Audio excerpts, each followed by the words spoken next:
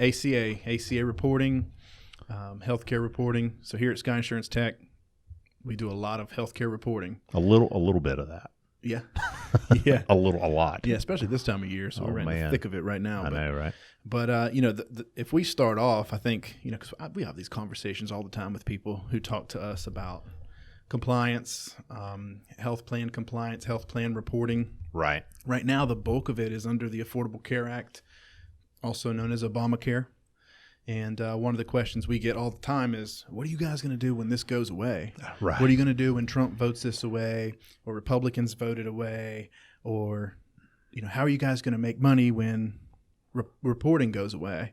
And so, one of the things that we start with is kind of differentiating between the Affordable Care Act and healthcare reporting. Yeah, it's one of the main reasons we got into reporting anyway, ACA reporting, is that when we read the regs, and I read the regs from my experience in employee benefits, I actually read them, not an attorney, but me, understanding like what they were trying to accomplish, and with a couple of decades experience being, in the trenches in employee benefits. And you start to realize when you do that, this is healthcare reporting. We've talked about that since day one. And so, whether it's the Affordable Care Act, or whether like the reporting piece of it, I know employers don't like to hear this. The reporting piece isn't going anywhere. There's no way that any intelligent person can look at the regulations and everything, regardless if the Affordable Care Act were to go away tomorrow. It doesn't matter. Reporting is here to stay for lots of reasons. But there is a major difference between healthcare reporting and just ACA reporting, I would think. Yeah. So, you have this thing, the Affordable Care Act, and there's the individual mandate and the employer mandate. Mm-hmm. And so employers have to report on the health plans that they offer. Mm-hmm. And there are penalties associated with not making the right types of coverage at the right cost, right, or offering the right types of coverage at the right cost to your employees, right, if you're of a certain size. Mm-hmm. And we handle that on 1095-C forms, yeah, and B forms for some smaller self-funded groups. Mm-hmm. So people think that's it. That's the end of the story. So that's tied to the Affordable Care Act. Right. Well, currently the employer mandate requires a certain level of reporting, and mm-hmm, there's penalties for not complying with that reporting. Right. But there's penalties associated with not offering the right types of coverage at the right cost, and that is under the Affordable Care Act and Obamacare. But there's, mm-hmm, a whole separate set of penalties that are enforced and written into law under the IRS itself. Right. And that has to do with the informational returns, accurate informational returns, and quality informational returns. Mm-hmm. So they're implementing that. They've built systems on that. They've made plans on that. They've budgeted. They've spent $1 billion I know, trying to make sure everything's in place. And what they're doing is they're collecting data on health plans. That's right. And when you get into this, people instantly start talking about politics. It's got nothing to do with politics. Politics aside, regardless of what your politics are, the reality, it's very simplistic, all right? There's always going to be some time, unless there's Medicare for all, okay? Until then, and arguably maybe even then, right? But even let's just assume anything up to that, there's going to be some type of subsidy given for healthcare, mm-hmm, for certain people to purchase. And I got some bad news. You're never going to get it. And I'm not either, no, because we make too much money. Right. Or like we're given too good of a deal at our employer, mm-hmm, right? And so our employees are maybe given a too good of a deal. And so what is going to have to happen? Those people aren't going to get subsidies. How are we going to know whether or not they should get a subsidy? Healthcare reporting. It's the only way to do it. It's the reason, honestly, that we've talked about as an organization. I don't see it going away. I see it actually going lower than 50. And there's a lot of stuff, as you well know, that's kind of happening, and it's around the fringes that points in the direction of we might actually start seeing a whole lot more reporting even on employers that are under 50 that we never have even had in the past. Yeah, so for clarification, when you say going lower, you don't mean that there's less reporting. You mean more reporting, that the threshold for the employers, the number of employees. Yeah, so right now an ALE, right, is considered 50 full-time employees or full-time equivalents. Right. We see, very substantial moves that are being made by these agencies, whether it be the Department of Labor, the IRS, mm-hmm, the SEC in some cases, that are making moves that would indicate that number could come lower a number of employees. So employers that have 20 employees or 10 employees, anyone who offers a healthcare plan, Right. some type of plan to their employees, may need to report on that. Right. I mean, the government agencies have seen how important data is just overall. Aren't they? I think you had even talked about that they're mining that data to even determine like what they should do next, where they should, all the rest of the stuff, like where they should apply penalties or not. Yeah, a while back you made a statement. We were talking about software, and you said everyone's in the software business. Yeah. Well, everyone's also in the data business. Yeah. And data affects everything that we do now in 2020. And the IRS and all of these regulatory agencies know the value of data. We talk about the currency of the future, and people talk about cryptocurrency and things like that. But right now, what's really, really valuable is data. And Right. you hit on the point that as long as there's subsidies, and they might not even be a subsidy. If you replace subsidy for something like tax credit, Right. or anything that is given or is sometimes incentivized in some way to help with the cost of healthcare, Right. it has to be tracked, because how do you determine who's eligible for it? Right. Exactly. And the bigger thing is, not hypothetically, we are already in that environment. So it's a lot harder to undo something once it's done. Yeah, it's kind of like the whole pre-existing condition thing. I mean, there was like with the replacements and stuff, I think everyone knows. I mean, they've seen the public outcry about no one wants to go back, regardless of political party, to the time when there were pre-existing conditions. I mean, there may be a couple, but really, and they're underwriters. There's none of the rest of the population that's interested, and certainly nobody that's interested going back there politically. But those types of things is really interesting. Like, because when the Affordable Care Act passed, it's like a balloon, right? You can't just churn on one side of the balloon and expect something to not happen over here. And so the whole thought was initially they're going to come on. We're going to have lots of people get covered that has never been covered before. Lots of risks that these insurance carriers were taking on in terms of these people, they're unknown quantities, right? Which is why there were lots of things like, okay, well, we'll do the risk sharing, and we'll do payments back to the insurance carriers, and we'll require everyone to have coverage, and we'll have an employer mandate. So there's going to be a lot more. Everyone's going to be covered. There's going to be a lot more money in here. You'll be able to spread it out. And so you do that kind of stuff, and we all love the pre-existing condition piece of it. It's just the other stuff, the individual mandates. And then they strip this out. Well, you can't. That's a dangerous thing, right? And so they've navigated it okay. But there are consequences to lots of these things. But pre-existing conditions, that's not going anywhere. Yeah, and we're talking about 30 million Americans that are on the exchange. Yeah. Most receiving subsidies. Right. So the point is, subsidies aren't going anywhere. Right. They will only increase, which is what you're referring to when you say Medicare for all or single payer. We're talking about the government paying for health insurance for essentially everyone. Right, exactly. So we don't see it going backwards. For anyone to think that it's going to go backwards, you literally have to think that you could take, and for lack of me being able to say it a better way, like an entitlement program from someone to say we're going to give you this. We're gonna reform the entire healthcare law, right? And now we're gonna take your coverage away, right? So what's more likely, if there is a change at all, is for it to be rebranded. Yeah, Obama's name might be changed.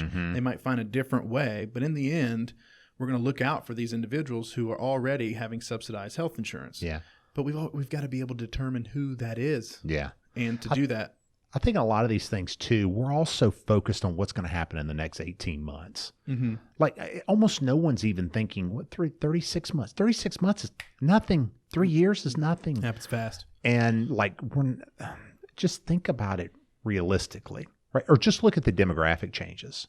Hello? Like, it doesn't take a rocket scientist to look and understand what demographic changes are going to do and which populations are growing, and what their political affiliation is versus the ones that aren't growing as much, and where things are more likely to go. And everything is going to point towards more government intervention, more, I would say, more reporting, until you get to where there is a single payer, like a true single payer. Everything up until that point, it's going to be more reporting, more compliance, more transparency, more of a lot of that stuff. Yeah, I agree. Let's talk about what has happened. So 2016, we saw Trump take the White House, and then Congress, both the House and the Senate were under Republican majority. Right. You remember what Colbert said about election night? You tell me. He said it's proof that you can drink a whole bottle of bourbon and still remember every single thing that happens. Yeah. So there was a lot of talk, repeal and replace, repeal and Right, replace, repeal right. and replace. So without hounding this to death, we had 2 years of that. And what was able to be done, right? So there has been Republican control. Were they able to repeal and replace the ACA? They were not. The closest they got was called the American Health Care Act that passed the House in 2017. Right. Okay. It did not pass the Senate, Mm-hmm. so it was never written into law. But the American Health Care Act included, guess what? We were pretty big fans of it. Yeah, it included reporting. Right, exactly. So the Republican alternative to Obamacare Correct. included reporting. Right. I think it is important because people in the employee benefit world, they tie those things together. Affordable Care Act goes away, reporting goes away. It's just not how it is. No, exactly. And even how we started, it's enforced by different agencies. Right. It's just when you look at it holistically, Right. that's what it is. So that attempt failed. Yeah. And then there was the Lindsey Graham bill that came out that they were going to try to push through the House. They never were able to get enough support in the House to get it passed, but that was proposing, and some future plans as well were proposing that we just do block grants to the individual states. Right. Now keep in mind, not all states are red. I know. A lot of blue states. I know. And even some states that are red would still like to enforce the individual mandate or have the ability. So what we see under that situation is a rise in complexity. Yeah, I mean, it's really, really hard when, and we'll probably get into that, I think, here in just a bit when we start talking about states. But, imagine 30 or 40 different states doing it. They're trying to do it in similar ways, but even in the situations that we're seeing right now, that's very, very new. Different states are going in different directions. Specifically, some of them are tying everything to the individual mandate rather than to the employer mandate, which is like right now they're getting away with just doing the 1095 forms, but where they're trying to go is going to require a whole new level of reporting that employers have never even done before yet. Yeah. So Trump's first 2 years in office, there was not an ability to pull off the repeal and replace. Primarily because there wasn't a suitable replacement. Right. It's very hard to repeal these laws, these healthcare laws, without having a suitable replacement. Right. And no replacement that we've seen or could even come up with would not have reporting. So we go into midterms, and that's when we see the Democrats take the House back. And in exit polls, voters, they were polled, and they said that the number one thing that was on their mind when going to the polls was healthcare. Right. It was healthcare. It's on the forefront of people's minds. It still seems to be. We're heading into another election this year, 2020. Healthcare is right at the top of everything. It's on the forefront of everyone's mind. So the Trump administration was unable to repeal and replace. So fast forward, what ended up happening was the individual mandate. Let me be clear. The individual mandate was the penalty for that, even though it wasn't taken out of the law, was reduced to zero. Right. And that effectively took the teeth out of the dog. Right. Right. So individuals no longer had to comply with the individual mandate because there was no penalty associated with it. And that was really savvy. Like, again, totally separate from politics, but when one of the previous times that the Affordable Care Act was in the Supreme Court, they had held it up as being legal because of Congress's ability to tax. And so the individual mandate was like one of the linchpins that kind of kept it alive. And of course, then you go and then they, on down the road, they change it to $0. So it's essentially not even there. Then, of course, they immediately end up start taking it to court. That's where the federal judge in Texas, O'Connor, is that his name?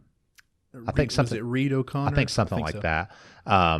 Declared the whole thing unconstitutional, and so then it ends up going to the Fifth Circuit, and they agreed with the individual mandate, and kind of where we are right now is they've sent it back.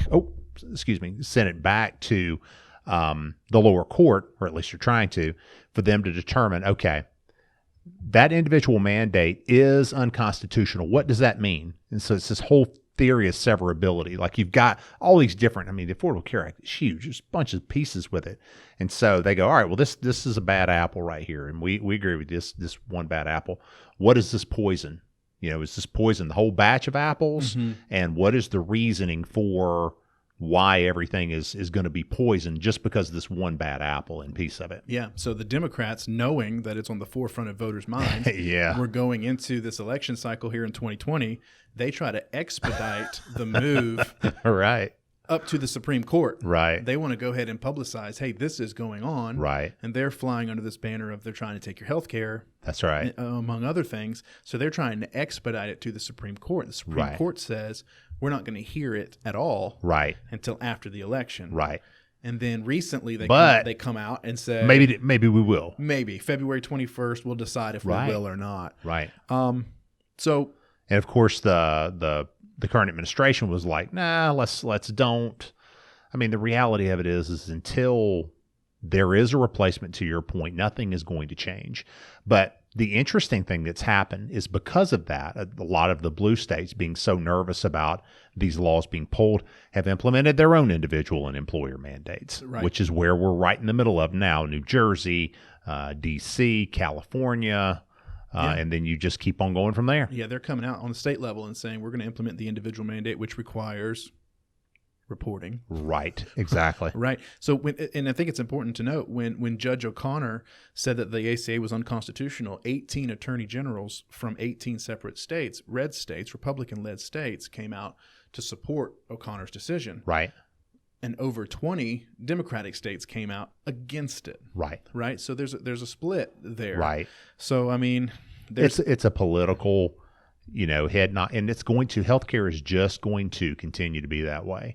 It's just a very divisive issue. yeah, our conversations have changed a little bit from year to year as something new comes up, but very rarely do we ever go, oh, there's no reporting. Right. Very rarely, as in never. That's Right. never happened. Right. So I just take the case. So we've kind of laid the groundwork here in giving a little bit of history as to what we're talking about. But I just take it now and say, okay, let's just say that it goes back to the Supreme Court, and the Supreme Court says, we agree, it's unconstitutional. The Right. entire law is unconstitutional. Right. Now, the chances of that, I think, are really low, but let's just say it happens. Right. The entire law is unconstitutional. Okay, then what? Right. Then Well, what? Well, in the near term, nothing, Right. because they've already said you can't undo this thing. It's this train's already kind of left the building. And so at least in terms of a lot of things, in terms of reporting, and frankly, I think the current administration has even said until there's a replacement, they just continue to do exactly what they have the ability to right now, which then you're back into trying to speculate whether or not the Republicans could, or the Democrats, could en masse take both houses of Congress and the presidency. And even if they could, would it be by a large enough margin to actually do something? That's what we saw. It wasn't by large enough margin. That's right. It just simply wasn't. Right. And so, yeah, you have to pass new laws. You have to Right. figure this thing out. And even if you passed a new law, there's a phase out. Right. There's a phase out. But at the same time, it comes back down to, I really hope that it doesn't go. I know the states are really trying to do their thing and try to protect on the state level. I mean, for just our country, I really hope it doesn't go to that. Because just imagine being an employer, right?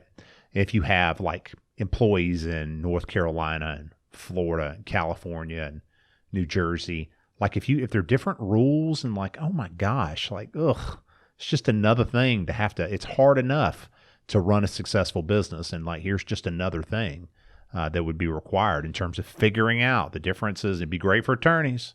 oh, right. Yeah. More complexity. And frankly, it'd be good for reporting companies like us. In some ways, though, it's been a blessing to me and to you. It's because when you own a company, you totally, like, we've been able to stay off of everyone's radar because of that whole conversation and just grow and do a good job. And whereas, if that had not been the case, we might not have been able to do that. Yeah. Absolutely. I mean, it's the complexity that led us to this and the uncertainty and all that sort of thing. But as we dive deeper, we have more and more certainty about reporting itself. Oh, yeah. I don't know what the name of the Right. law will be. Right. I don't have that kind of crystal ball. Right. But like you said, unless it's a single payer, there's going to be reporting. I even run under a scenario where you go, okay, Supreme Court, here's the case, they agree, Right. and they effectively they can't change the law, but they take the employer mandate and they take the penalty for the employer mandate and take it down to zero, just like Right. the individual mandate. Guess Right. what? You still have to report. Right. And the penalties associated with not filing those informational returns Right. are steep penalties. And I don't think enough people realize that they're separate things. Yeah. Now, and also too, didn't you said recently you had gotten an article or something from our attorney you were reading about background on reporting actually going below 50 employees? Yeah, because a lot of these agencies, the IRS included, right, they find real value in data, right? That's why we have to file tax returns every single year. But there's other things that employers have to file, such as 5500s and different things that the Department of Labor requires. Depending on your size or what industry you're in, the SEC requires a whole ton of filings. There's FINRA that requires filings. It's all data driven. And what you're seeing with these agencies is a push for more data. They're getting data hungry, right? And it really helps them implement the different things that they're trying to implement. Right. So if you just follow their trajectory, they're moving towards gathering more data. Now, how do they get the data? You have to report. You have to report to these agencies Right. under the threat of penalty in order for them to gain this data. And there's a lot of people who are in these agencies that are talking about more transparency as it pertains to healthcare. Right. We saw Trump sign that executive order on Yeah. healthcare transparency, right? That means reporting in some way, shape, or form, different types of reporting. That's right. So what a lot of people, ERISA attorneys and things like that, they're saying, okay, well, we see a very clear path towards requiring reporting for employers that are less than 50. Essentially anyone that has a health plan, we want to know what the details of that are. And you think you can just go down to the simplistic nature of the fact that if they don't want everybody to get a subsidy. They don't have the money to do that. We're already printing money like crazy. That's Medicare for all. Right. Kinda. That's right. That's right. Yeah. Yeah, I mean, there are different ways to accomplish a lot of this, right? Universal health care, universal access to health care. It's such a complicated thing. You got all these people that are this smart. The reality is you have competing interest. Not only there's people that are smart enough that come up with a solution, but there's so many different pieces and so many different competing interests that I do believe eventually we're on a trajectory so that eventually something is completely replaced. As for when that is, I don't think it's anytime soon personally, but I can't really envision a world 15 years from now that's not that way.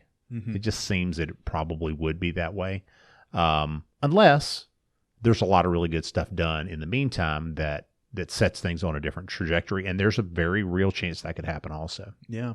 And I come back to the base of going, we're trying to be as objective as possible. Right. We have a lot of skin in this game. So gathering as much information as we Totally. can to try to figure out what our next move should be. Right. How do we, right now we're getting situated and we're getting more and more state-based reporting business, right? More and more state-based reporting is coming in. More states are moving in that direction. So there's more reporting on that side, but I just can't come up with an argument or a rebuttal to what we're talking about. As we gather the information and try to look at it objectively, Right. it all points towards reporting. Yeah. And reporting in the future. And even when you go, all right, well, forget about this whole subject, and you just kind of sit back in your chair and you go, all right, we own a software development company with smart people. That's when you start going, all right, from an entrepreneurial standpoint, everything's kind of going that way. Like, where is the next opportunity to build the next whatever? Right. The ability to streamline processes to make complex things simple. Where is that? Where's that opportunity specifically in related to understanding data gathering, and governmental data gathering and desire to do that? Like, where can you find that next thing that fits in and does a good job for the marketplace? Yeah. I mean, I don't think I have anything left to say on it. That's it. I think we've made a pretty strong case for what we believe, Right. at least. And I would be interested to hear someone make the case on the other side. Right, exactly. And see how much of that holds water. Right. And anytime we've had this conversation with someone who would disagree with that, their whole explanation as to why is 100% political. Yeah, it's political. Has nothing to do with anything other than politics. Yeah, and very few people understand all the mechanics and the moving pieces of this. Right. Which is what I hope we've done a good enough job of kind of bringing to light for everyone to see. It's like this is what's going on in the background. Mm-hmm. And even the problem with politics is even like the word politics is it's from the Latin poly, which is many, right, and ticks, which are voracious bloodsuckers. So you put accurate. those two things together and right. Ugh. Yeah. So so we've sat here and we've contemplated the worst case scenario for reporting that we could come up with. Right. But it's not lost on us that we haven't discussed the best case scenario. Oh yeah. Which if you're going to consider one, yeah. you also have to consider the other as a possibility. But we're not even making that case. But there is a case where all of this expands exponentially in all directions. Either it goes to the states and they have to figure it out on their own, which would be a bonanza. Especially because you'd have to be able to move so fast, man. That would be my jam. That would be my jam. I would love it. Yeah, 50 different sets of reporting. It'd keep me up at night. Yeah. Not really. It'd be terrible for people. I'm joking.